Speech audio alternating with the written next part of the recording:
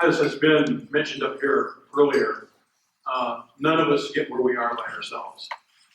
Each of us had significant input, shaping, and influence from a lot of individuals. I've known many of the individuals in here and have grown up in the same neighborhood as Mr. Extra, okay, from a long time ago.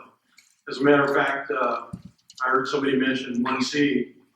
I spent 4 or 5 days in 1C. Growing up, I grew up in South Tucson. I was Frederick, and that's all I knew. And I went to school, and when I registered, because my mom didn't go with me, and in those days it didn't make any difference, I registered as Federico. Well, they came in and dragged me out of there, so I left something else, you know. And it was very interesting. They told me I was a Frederick, and I didn't belong in there, and I couldn't stay. And they put me in this other classroom. Well, if you notice, I'm a little khaki. And so I didn't really blend in well, but I was there. And many of the people that have gone through the education system, many of you may know Chris Rosas. Well, I knew Chris as a custodian at Mission View. And when I wore the principal's arm out, in those days, corporal punishment,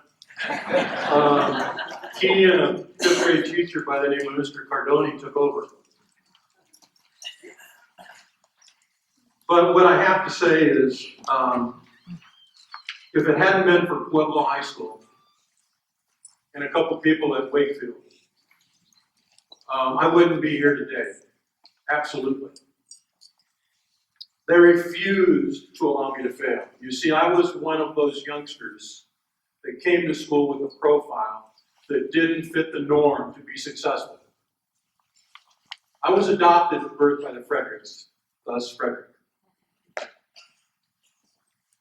My mother, who I stayed with until she passed away, Ms. Frederick, divorced Mr. Frederick. And then I had 4 or 5 stepfathers along the way. And I moved out at 14 and found an old couple by Pueblo that I took care of their place and helped with an invalid wife, and that's how I finished going to school. But there are many things, you know, teachers that have been mentioned. Alberto Guerrero, I mean, I had him for class at Pueblo, I had him for class at the university, and he made me go into the honors class, and I was frightened to death at the university. I could have gotten in a lot of trouble. But I'll tell you that people absolutely refuse to allow me to fail. Our homeroom teacher, Chuck Garner, took us all from our homeroom out and taught us how to eat with all the forks and stuff. I didn't know whether I was supposed to take them or what to do. But I will tell you, it's been an honor. And I learned there from the people that have already been mentioned and that I met with and talked to long after I had graduated from Pueblo, Ed Brown, McCaw, you know, my mentor that I taught science with there when I came back from a different high school to teach science.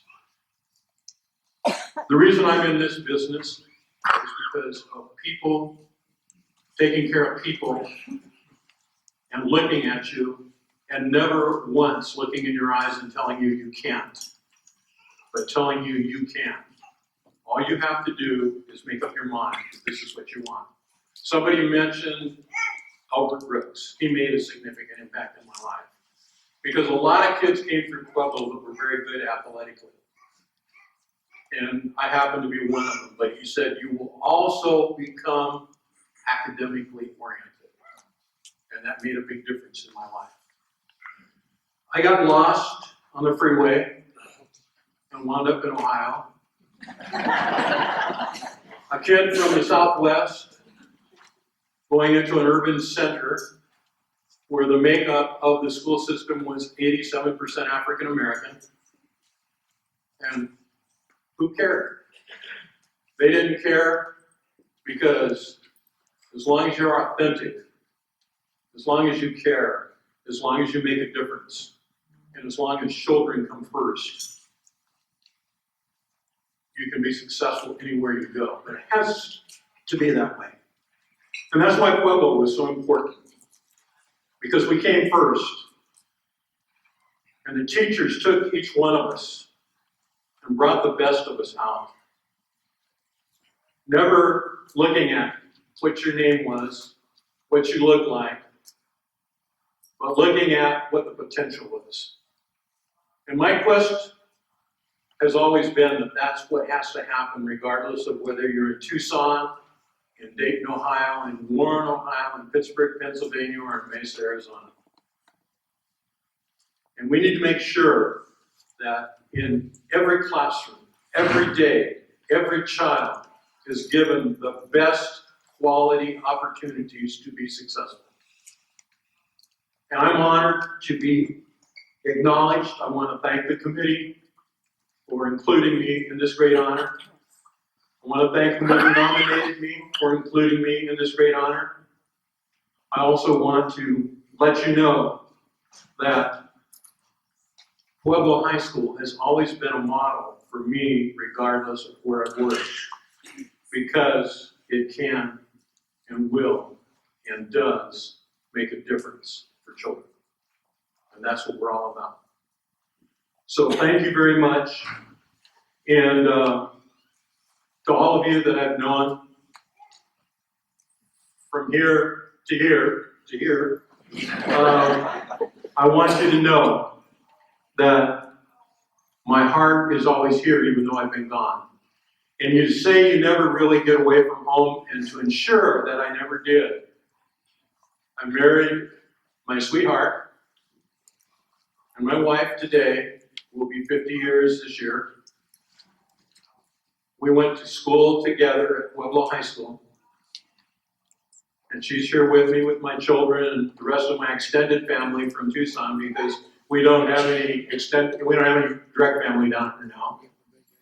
But one thing before I go, I do have to say, she found my biological mother for me. And that's been about 14 to 15 years ago. And she's still alive. She's going to be 89 this year. And my stepfather, her husband for the last way long time, is 93.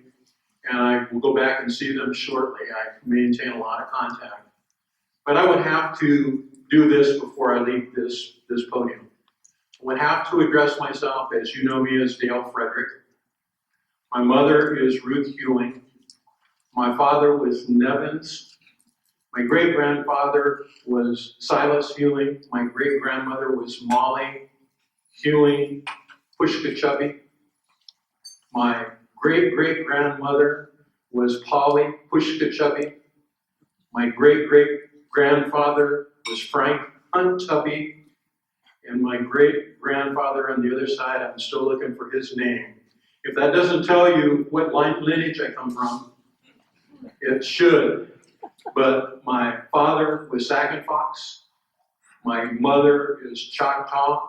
My great-grandfather was German and Muscalero. So I'm a little bit of everything. And I was a warrior and will always be a Pueblo warrior.